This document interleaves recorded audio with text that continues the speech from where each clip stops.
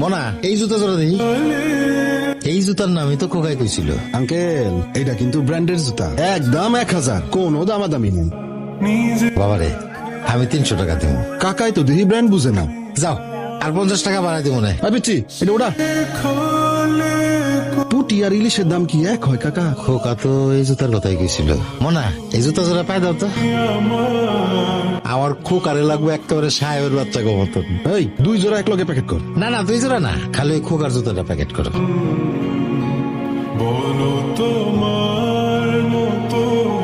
মুসিরে দিয়ে সেলাই করা একটু পালিশ করলে একের চকচক হয়ে যাবো। তাই না মনা? কাকা আপনারটা বাপ হও তখন বুঝবে। বেঁচে থাকা